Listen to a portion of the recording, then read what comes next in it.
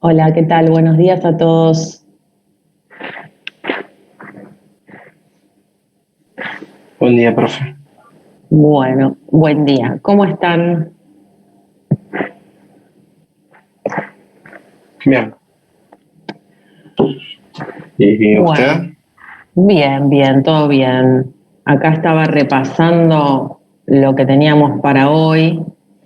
Em, yo les dejé colgada la semana pasada la versión actualizada del PowerPoint sobre Aristóteles, ¿sí?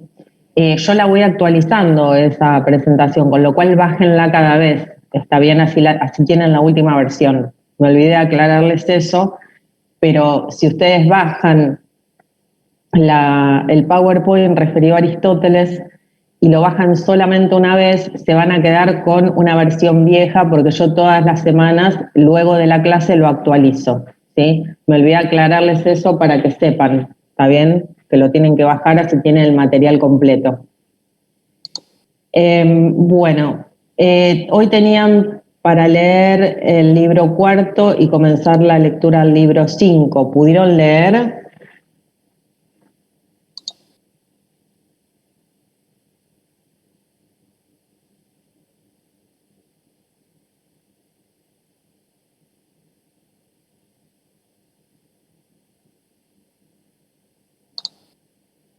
¿Pudieron leer o no? Bueno, no escucho respuestas. ¿Leyeron o no leyeron?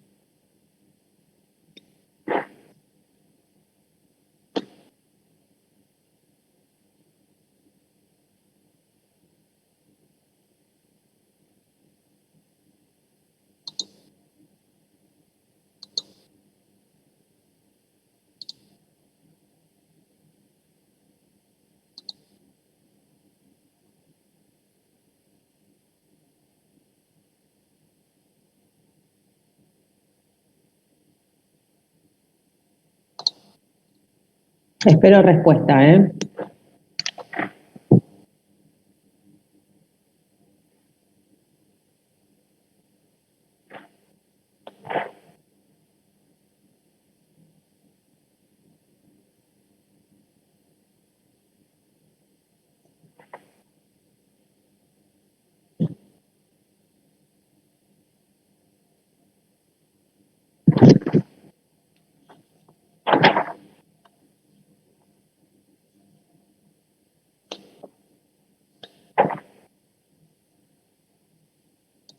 Bueno, si no hay respuesta, terminamos la clase acá, si todos, porque supongo que todos leyeron, si no.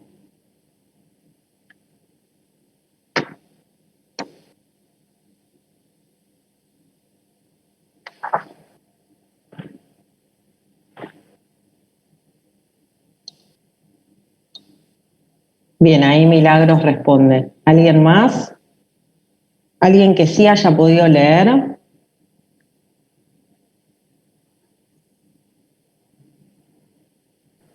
¿Se me escucha? Sí, Mariano. No, yo no estoy intentando hablarme. No sé si me fallan los auriculares. Yo no pude, ¿Cómo? profe. Ok, Yo no pude leer este texto. Estoy estudiando para los parciales que tengo hoy. ok. Ah, hoy tienen examen. Y están Sí. con exámenes esta semana, ¿verdad?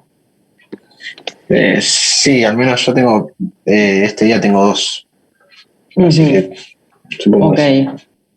Bueno, entonces, si no leyeron, lo que vamos a hacer entonces es repasar por un lado, vamos a hacer un cuadrito con lo que ya vimos y vamos a agregar algunas cuestiones relativas a el apartado 5 y 6, ¿sí? El apartado 5 lo desarrollamos la clase pasada, vamos a hacer un cuadrito sobre eso y vamos a agregar algunas cuestiones más referidas al apartado 6 para enseguida entrar al libro quinto y desarrollar una serie de definiciones importantes que desarrolla Aristóteles, ¿sí?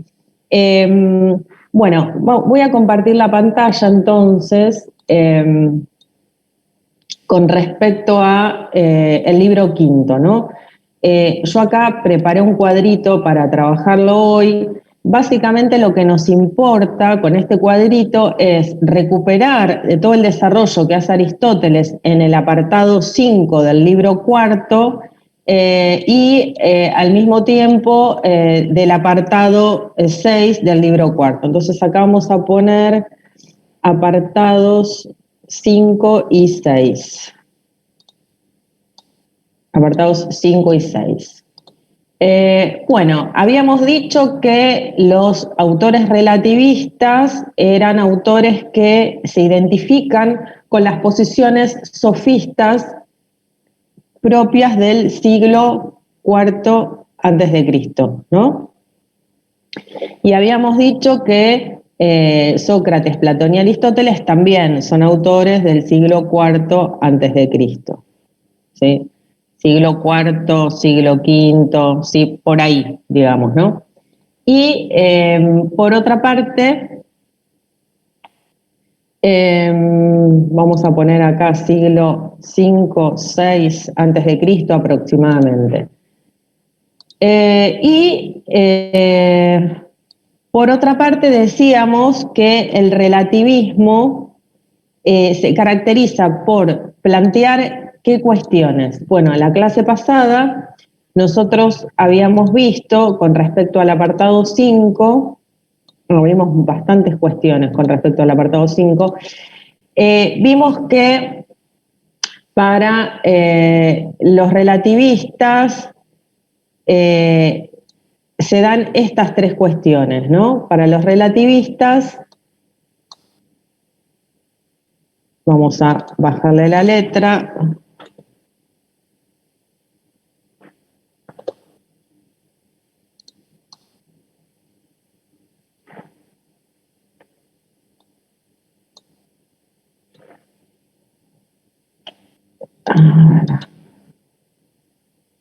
Bueno, para los relativistas, el conocimiento se obtiene a través de los sentidos, los contrarios y las contradicciones se dan a la vez y en el mismo sentido, nada es en sí mismo algo, sino que todo es relativo a la subjetividad, ¿sí? Después, ¿qué más habíamos desarrollado? Bueno, Aristóteles, a partir de esas tres cuestiones, va a criticar a esas posturas, ¿no? Habíamos visto que critica, por un lado, que los contrarios y las contradicciones se dan a la vez y en el mismo sentido, porque ¿qué sostiene Aristóteles? ¿Qué principio sostiene?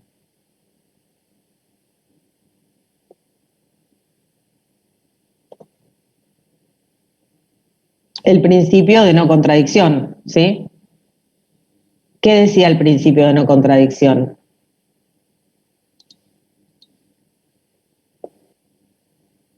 ¿Qué planteaba el principio de no contradicción?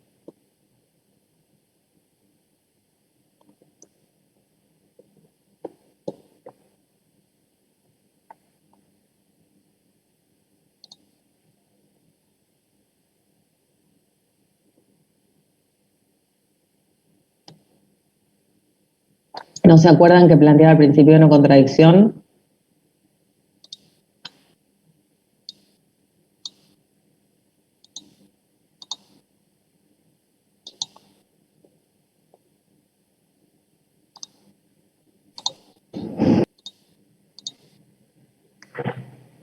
Sheila dice que no se puede demostrar. ¿Qué no se puede demostrar? ¿Qué es lo que postula el principio de no contradicción?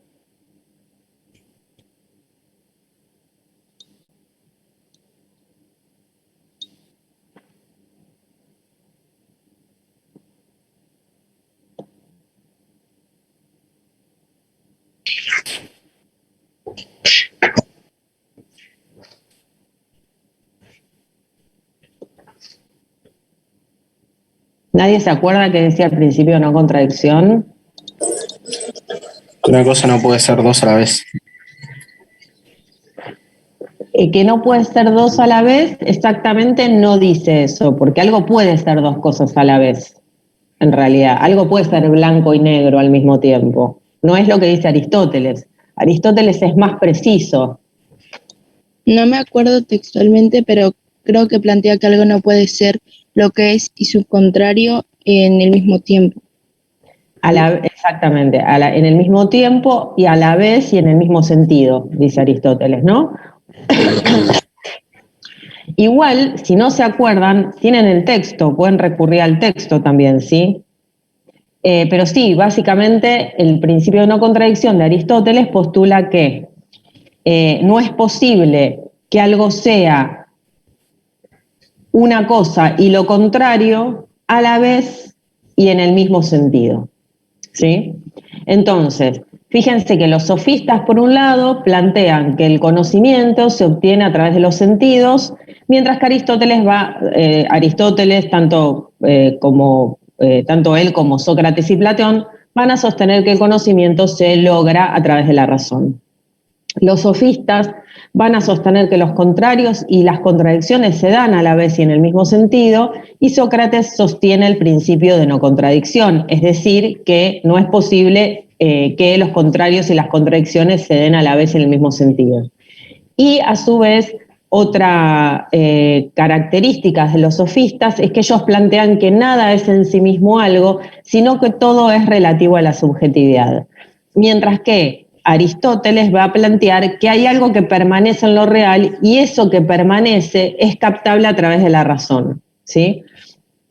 Entonces, hay una cuestión más que la habíamos visto en la clase pasada, que es muy importante, que tiene que ver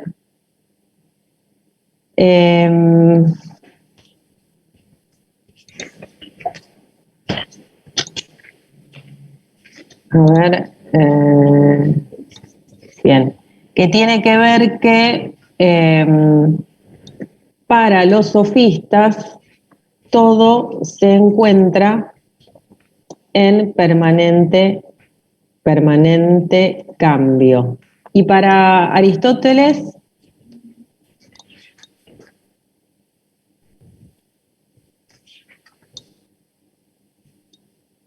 ¿cómo es la cuestión en Aristóteles? Que las cosas sí cambian, pero siguen conservando algo. Uh-huh. Exactamente, gracias, porque es exactamente así lo que va a plantear Aristóteles. Es decir que, estoy acomodando mientras tanto el texto para que quede prolijo.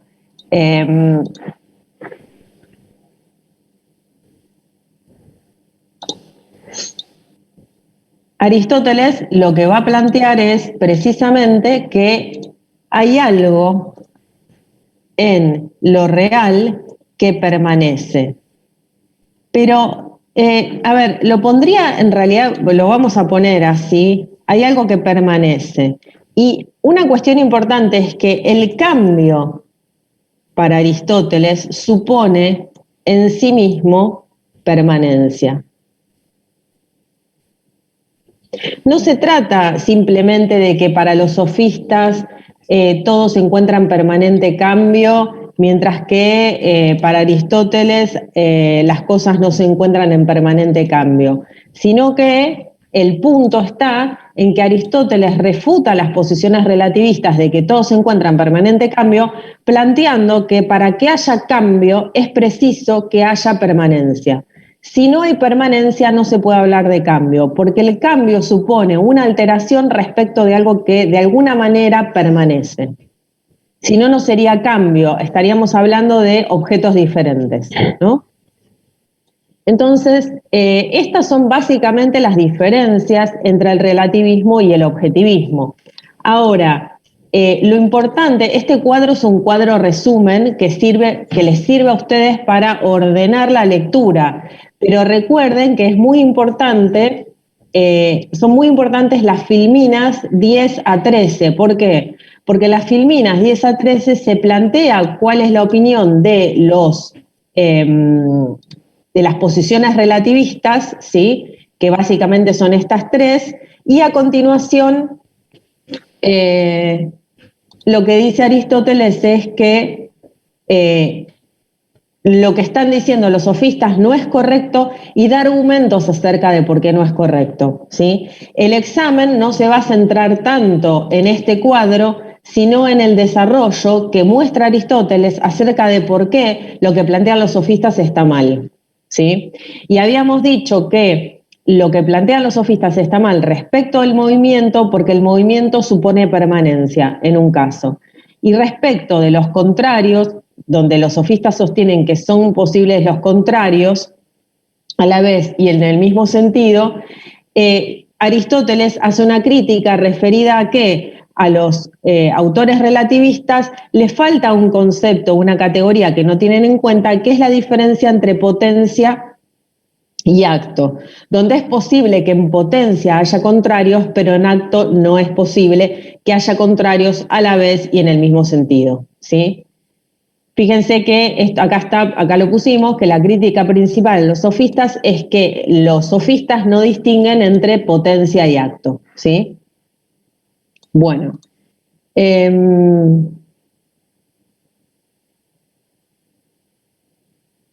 Bien. Una cuestión que plantea Aristóteles también es que, acá, bueno, lo vamos a poner acá. Nos faltó, fíjense que la clase pasada expusimos los puntos A, B y C que sostienen las posiciones relativistas. El punto A decía que se basaba en la idea de que para los relativistas el conocimiento se obtiene a través de los sentidos, vista, oído, gusto, tacto, que los contrarios y las contradicciones se dan a la vez y en el mismo sentido y que nada es en sí mismo algo, sino que todo es relativo a la subjetividad. La clase pasada lo que hicimos fue ver cómo Aristóteles cuestiona los puntos B y C, pero no vimos nada sobre el punto A. El punto B y el punto C sí fueron cuestionados por Aristóteles. Ahora, lo que podemos decir sobre el punto A es justamente, se relaciona justamente con el concepto de permanencia. Porque Aristóteles lo que va a sostener es que los sofistas sostienen que todo cambia, por lo tanto, cualquier verdad para ellos es relativa a la subjetividad y es cambiante, ¿no? Sin embargo, para Aristóteles, quien reconoce que hay movimiento, también muestra que en el movimiento debe haber algo que permanece, que no cambia, ¿sí? La idea de cambio encierra necesariamente la idea de mutabilidad. Hay algo en lo que cambia que permanece, si no, no es posible hablar de cambio.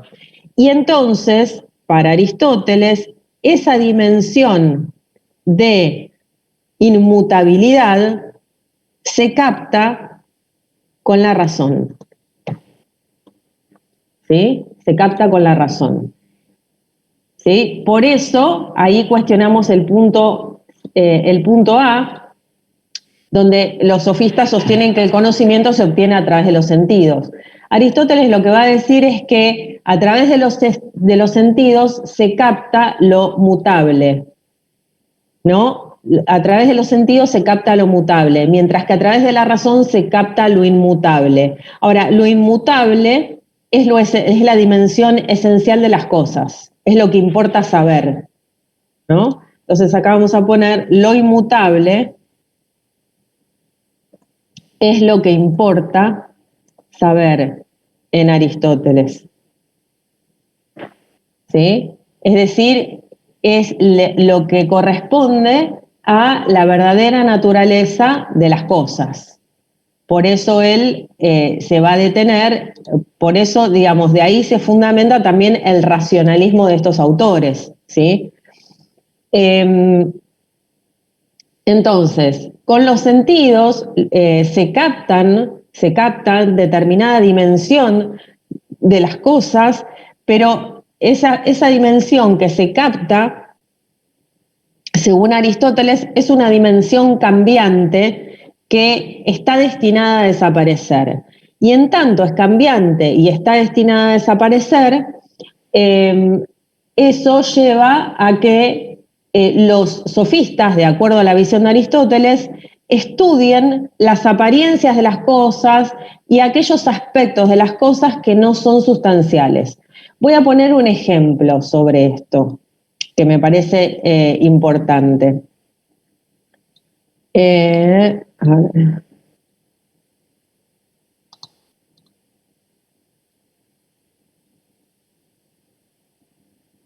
Estoy tratando de cambiar la vista porque, a ver.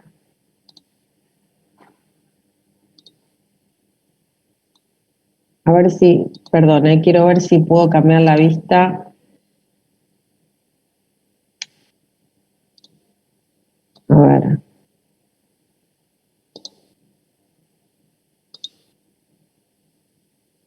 A ver ahí. Bueno, no. Voy a poner un ejemplo sobre esta cuestión, que es la siguiente. Yo decía hace unos minutos que para los autores relativistas lo real o la realidad se capta a través de los sentidos, mientras que para los autores racionalistas como Sócrates, Platón y Aristóteles, lo real se capta a través de la razón. Entonces uno diría, bueno, pero ¿no será que están captando aspectos diferentes de las cosas simplemente y que en realidad los dos tienen razón? Bueno, Aristóteles en realidad va a decir que no, porque él lo que va a mostrar es que todas las dimensiones o todas las características de los objetos que se captan con los sentidos, por ejemplo, yo con los sentidos sobre un objeto que capto, supongamos que tengo una manzana delante mío, con mis sentidos ¿qué capto? Bueno, por ejemplo, su color, con mis ojos capto el color, con mi olfato capto su olor, con mi tacto capto su textura, ¿no? O su forma, ¿sí? Entonces yo con los sentidos estoy captando un aspecto de las cosas, ¿sí? Ahora bien, Aristóteles que dice que esas particularidades, esas características que se captan con los sentidos son cambiantes. Por ejemplo, yo agarro la manzana y la muerdo y me la como, ¿no? La muerdo, supongamos, no me la como todavía, la muerdo, ¿sí? Quiere decir que la manzana ya no es más lo que era, en principio. Entonces un relativista diría, bueno, esta manzana mordida es distinta a la manzana sin morder, ¿sí? Con lo cual todo cambia, nada es en sí mismo nada, por lo tanto no hay nada que conocer, porque nada es en sí mismo nada para los sofistas, ¿no? Pues les muestro. Para los sofistas, nada es, justamente porque todo se encuentra en permanente cambio. Y por lo tanto, si nada es, nada se puede conocer. Fíjense la conclusión tremenda a la que llegan los sofistas, ¿no? O sea, no hay una verdad a la cual conocer, sino que en todo caso el conocimiento va a ser lo que cada uno opine individualmente sobre lo que las cosas son, ¿sí? Ahora, volvamos al ejemplo de la manzana. Para los sofistas, mordemos la manzana y entonces la manzana ya no es la misma. Por lo tanto, no podemos hablar estrictamente de que esa manzana mordida es la misma manzana que la manzana sin morder, ¿no? Entonces, la manzana cambió, ¿sí? Se transformó en otra cosa, por lo tanto ya no es lo que era, dejó de ser. No hay nada que sea, todo está en permanente cambio. Y como todo está en permanente cambio, cada vez que digo que algo es una cosa, esa verdad queda vacía porque enseguida se transforma, ¿no? Por ejemplo, si digo la manzana es un objeto que sirve para comer, color rojo, no sé, y con determinadas propiedades que contribuyen a la salud, etcétera, y muerdo la manzana, toda esa definición que había dado integrando el color rojo como parte de la manzana ya no está más, digamos, ¿no? Bueno, Aristóteles, ¿qué dice? Aristóteles va a decir, y esto también lo va a plantear Descartes en el siglo XVI, el ejemplo que estoy usando medio es de Descartes más que de Aristóteles, pero ¿qué va a decir Descartes? Bueno, vamos a poner otro ejemplo, voy a poner el ejemplo que pone Descartes. Él, en vez de usar el ejemplo de la manzana, usa el ejemplo de la cera, ¿no? Y dice, supongamos que tenemos un trozo de cera. Ese trozo de cera está duro. Cuando nosotros lo tocamos, su textura es dura, está concentrado, es de color marrón claro, ¿sí? Tiene un aroma riquísimo, ¿sí? Y de repente supongamos que ese trozo de cera lo acercamos al fuego, dice Aristóteles. Si lo acercamos al fuego, ese trozo de cera va a cambiar su textura, se va a empezar a derretir, va a cambiar el color, va a despedir el olor y ya no va a tener ni el mismo olor que tenía antes, ni la misma textura, ni la misma, ni el mismo color, ni la misma textura, ni el mismo olor, ¿no? Entonces, claro, el trozo de cera, dice Aristóteles, se transformó por completo. Y él dice a continuación, sin embargo, nosotros diríamos que sigue siendo un trozo de cera, que sigue siendo la misma cera, por más que haya sido modificada, ¿no? A nadie se le ocurre decir es otra cera, digamos, ¿no? Entonces Descartes se pregunta, bueno, ¿qué es lo que permanece de la cera que hace que digamos y que reconozcamos que esa cera sigue siendo la misma cera? ¿Sí? Que esa cera es la cera. No podrían ser ninguna de sus cualidades relativas a los sentidos. Por ejemplo, no podría ser el color porque el color desapareció, no podría ser el olor porque el olor ya no es el mismo, no podría ser la textura porque la textura ya no es la misma. Quiere decir que hay algo de la cera que permanece y que nos habilita a decir es la misma cera, pero que no tiene que ver con las características o con las cualidades que captamos con las cualidades de las cosas, de la cera, que captamos a través de los sentidos. Entonces, ahí lo que va a decir Descartes es que hay algo en el ser de la cera que permanece que no se capta con los sentidos, porque lo captable por los sentidos es algo que tiende a desaparecer.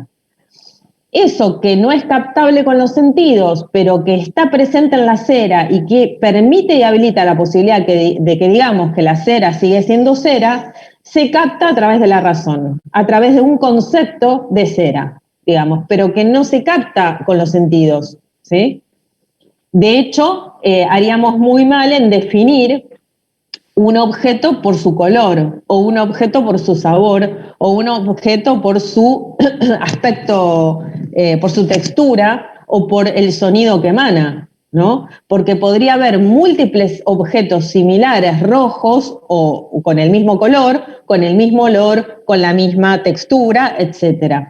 Quiere decir que no se puede definir algo a partir de las cualidades sensibles de ese algo, porque esas cualidades sensibles son transitorias, tienden a desaparecer. Entonces, para Aristóteles y en general para todos los autores racionalistas, lo real de las cosas, que no está en lo que captamos con nuestros 5 sentidos, porque eso es algo transitorio, apariencial, circunstancial, que puede estar o no se captan a través de los sentidos, sino que se capta a través de la razón. Lo real, la naturaleza de las cosas, se capta a través de la razón y no a través de los sentidos, para los autores racionalistas. ¿Quedó claro hasta acá o es un poco confuso el ejemplo? Traté de dar un ejemplo bien sencillo. ¿Se entendió?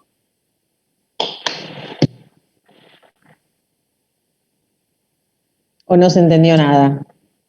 Me quedó dudoso cuál sería el sentido de Aristóteles, realmente no me quedó muy claro. Entendí el sentido relacionalista que va por el lado del concepto. Va por el lado del concepto. Sí, bueno, Aristóteles lo que va a decir lo mismo que Descartes en este sentido. De hecho, en realidad Descartes toma un poco la idea de Aristóteles, ¿no? De que justamente los objetos, la naturaleza de los objetos, la realidad de los objetos, lo que los objetos son, no vienen definidos por sus cualidades, por esas cualidades que se captan a través de los sentidos, por sus cualidades sensoriales, sino que lo real de los objetos se capta a través de la razón, tanto para Descartes como para Aristóteles. ¿Sí?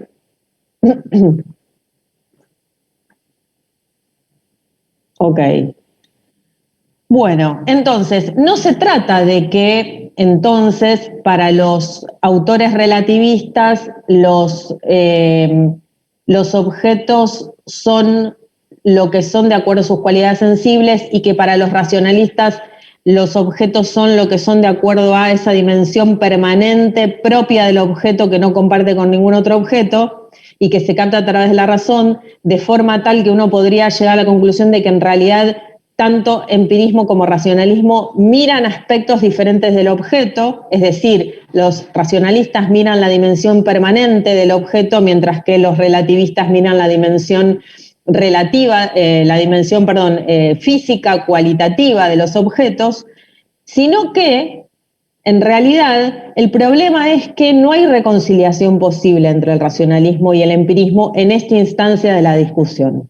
¿Por qué? Porque para un racionalista, las cualidades sensoriales de las cosas, es decir, lo que captamos de las cosas con los 5 sentidos, son cualidades que no definen a los objetos en tanto tales, sino que son accidentes. De hecho, Aristóteles llama, recuerden que habíamos hecho la distinción en Aristóteles entre sustancia y accidente.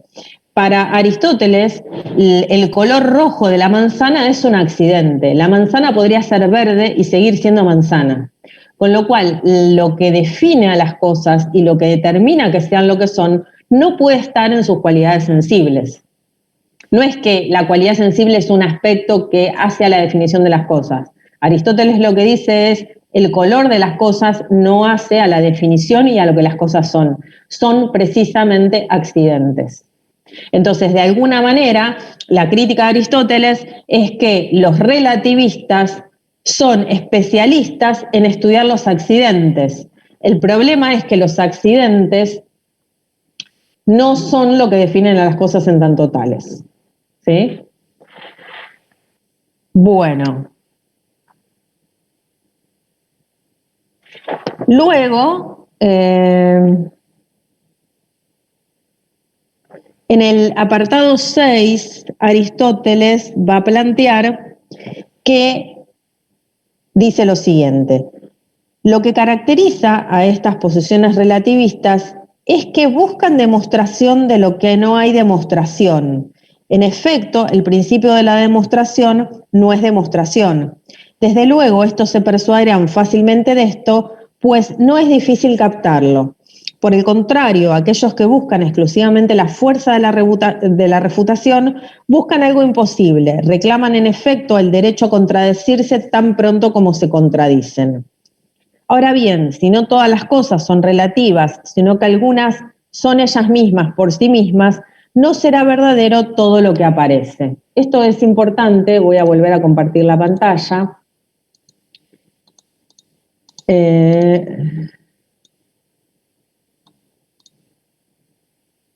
Esto está a partir del apartado 6. A ver si puedo.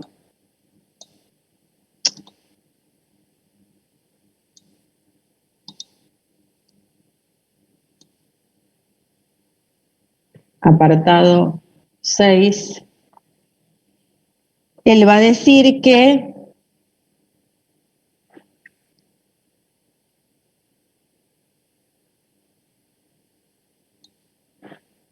vamos a poner acá apartado 6.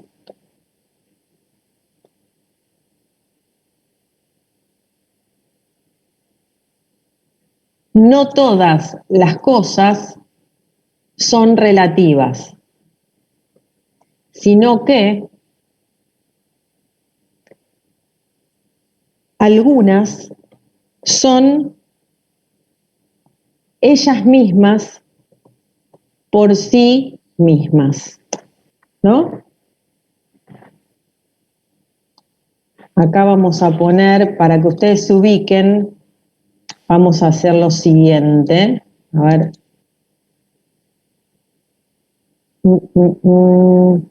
Bueno, no lo puedo hacer. Acá vamos a poner así, apartado 5, apartado 5, apartado 5.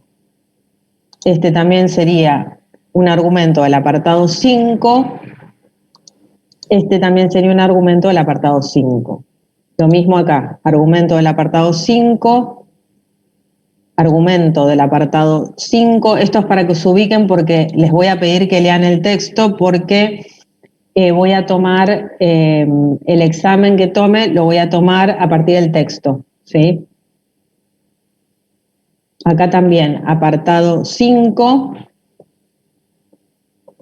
Y acá tenemos apartado 5, pero apartado 5 y apartado 6, que en realidad surge del apartado 5, ¿no?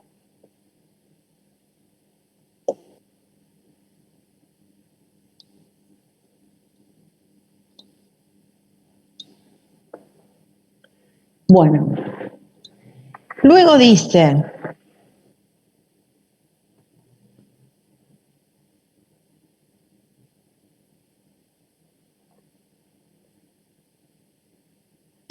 bueno, reitero de alguna manera en el apartado 6 lo que ya había hecho en el apartado 5.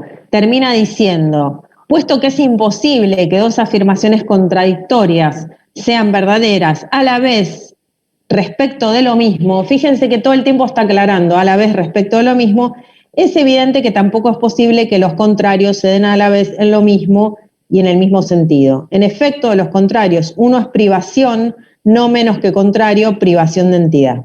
Bueno, queda menos de un minuto,